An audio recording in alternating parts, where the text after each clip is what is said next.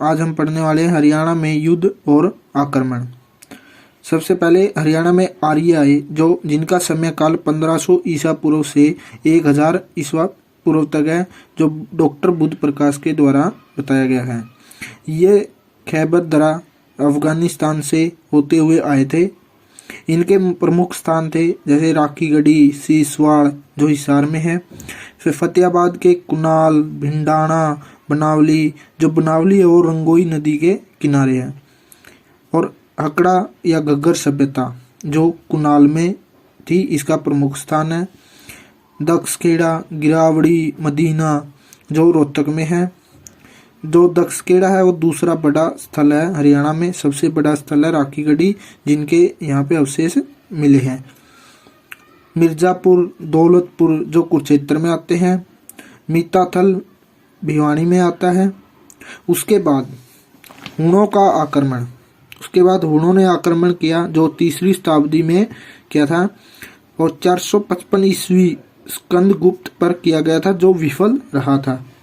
उसके बाद आते नागेश भट्ट। ये गुर्जर प्रतिहार वंश के शासक थे, जो गुजरात के शासक थे, और जिन्होंने आक्रमण 1822 ईस्वी में किया था हरियाणा के ऊपर। और यहाँ से पेहवा में एक राजा महिर बोज का अभिलेख मिला है, जिसके अनुसार कहा गया है कि पेहवा जो घोड़ों की राजधानी हुआ करती थी उस समय में। उसके बाद आता है महमूद गजनवी। ये 1977 ईस्वी में गद्दी पे बैठा। इसने 1001 ईस्वी में सियालकोट पर आक्रमण किया। उसके बाद 1009 ईस्वी में हरियाणा पर, और 1014 ईस्वी में थानेसर पर, और 1018 ईस्वी में पूरे हरियाणा पर आक्रमण किया। उस समय 1018 में त्रिलोचन पाल के साथ इसका युद्ध हुआ था। और अगर आपसे पूछा जाए कि 1014 में सिर्फ थानेसर पर आक्रमण किया था इन्होंने, ना कि पूरे हरियाणा पर 1018 में। इनका 16वां आक्रमण 1025 में गुजरात सोमनाथ मंदिर पर किया था जो लूट लिया गया था, और 17वां आक्रमण 1027 ईस्वी में जाटों के विरुद्ध हुआ था। 1030 में इसकी मृत्यु हो गई थी, और इसका सेनापति था नियलातगिन जो 1030 ईस्वी में गद्दी पर बैठ गया था। 1034 में इसने थानेसर से लेकर बनारस तक आक्रमण किए थे। और उसके बाद आता है इसका बेटा महमूद गजनवी जो 1034 ईस्वी में गद्दी पे बैठ गया था। सेनापति नीलातगिन को मारकर इसे हरियाणा में ही मारा गया था। 1036 ईस्वी में आसी पर आक्रमण किया इसने महमूद गजनी ने, और इसको अपनी राजधानी बनाया। उसके बाद आता है कलंस जो कश्मीर का शासक था, और ये लोहारू वंश का शासक था। 1075 ईस्वी में इसने थानेसर पर आक्रमण किया है, जिसके साक्ष्य राजतरंगिणी में मिलते हैं। शहाबुद्दीन महमूद गोरी जो 1073 में गद्दी पे बैठा। 1075 ईस्वी में इसने मल्लार यानी पाकिस्तान पर आक्रमण किया जो उस समय भारत में था। 1079 में इसने पेशावर पर आक्रमण किया। 1081 में इसने सियालकोट पर आक्रमण किया, और 1086 में इसने लाहौर पाकिस्तान पे आक्रमण किया था, जो लाहौर पाकिस्तान में पहले भारत में था। और 1191 में इसने त्रावड़ी करनाल में इसका युद्ध हुआ जो पृथ्वीराज चौहान के साथ हुआ था, जिसमें पृथ्वीराज चौहान जीत गए थे। और 1192 में इसने फिर दोबारा युद्ध हुआ त्रावड़ी करनाल में, जिसमें गोरी जीत गए थे। इसका साक्ष्य हमें चंद्र बरदाई की पुस्तक पृथ्वीराज रासों में मिलता है, जो हिंदी साहित्य का हिंदी भाषा में प्रथम व्याकरण है। हिंदी भाषा में व्याकरण किया गया है इसके बारे में। 1193 में इसने दिल्ली को राजधानी बनाया था, और 1193 में ही इसका हांसी में एक युद्ध हुआ जो जाटवान मलिक के साथ हुआ था, और कुतुबुद्दीन ऐबक के बीच में हुआ था। इसका सेनापति था जो महमूद गोरी का। और 1194 ईस्वी में चंदावर का युद्ध हुआ जो गोरी और जयचंद के बीच में हुआ था, जिसमें जयचंद मारा गया था। 1195 से 1196 ईस्वी में बयाना पर आक्रमण किया था इसने। और 1206 में खोखर जाटों से संघर्ष करते हुए पंजाब में इसकी मृत्यु हो गई थी।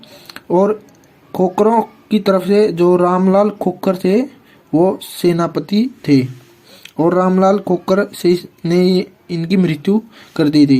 इनके 3 गुलाम थे, कुतुबुद्दीन ऐबक, ताजुद्दीन यलदौजा और कुबाया। इसके बाद शुरू होता है सल्तनत काल, जो 1206 से 1526 ईस्वी तक चलता है। 1215 ईस्वी में तराइन या त्रावड़ी का तीसरा युद्ध होता है, जो इल्तुतमिश और यलदौजा के बीच में होता है।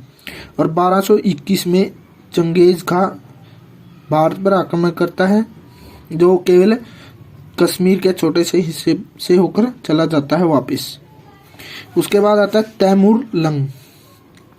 इसने 1398 ईस्वी में हरियाणा पे आक्रमण किया, जो राजस्थान से होते हुए भटनेर, हनुमानगढ़, सिरसा, फतेहाबाद और हिसार, टोहाना, मुणक जो पंजाब में पड़ता है, कैथल, पानीपत से होते हुए ये दिल्ली पहुंचा। और यह दिल्ली रहा 3 दिसंबर 1398 से 17 दिसंबर तक। उसके बाद इल्तुतमिश के पुत्र बहराम शाह और पुत्री रजिया सुल्तान के बीच में युद्ध होता है, जिसे हम कैथल का युद्ध बोलते हैं, जो 13 अक्टूबर 1240 में हुआ था रजिया और याकूद के बीच में। 24 अक्टूबर 1240 को रजिया सुल्तान की मृत्यु हो जाती है, और इनका एक मकबरा भी है कैथल में रजिया सुल्तान का। उसके बाद आगे सिरसा का युद्ध। सिरसा का युद्ध होता है 24 अगस्त 1320 ईस्वी में, जो खिलजी वंश के एक शासक थे नसरुद्दीन खुसरो और गयासुद्दीन तुगलक सेनापति के बीच में होता है। उसके बाद फिरोज शाह तुगलक, जो गोहाना पे आक्रमण करते हैं और मंदिरों को तोड़ते हैं। पानीपत का युद्ध जो 1390 ईस्वी में हुआ था, जिसकी पुष्टि डॉक्टर बुद्ध प्रकाश ने की है। गयासुद्दीन तुगलक द्वितीय और नसरुद्दीन तुगलक के बीच में होता है। और एक और जो दक्षिणी भाग था हमारा हरियाणा का, जिसको समुंदर छूता था, ये पुष्टि ML भार्गव ने की है।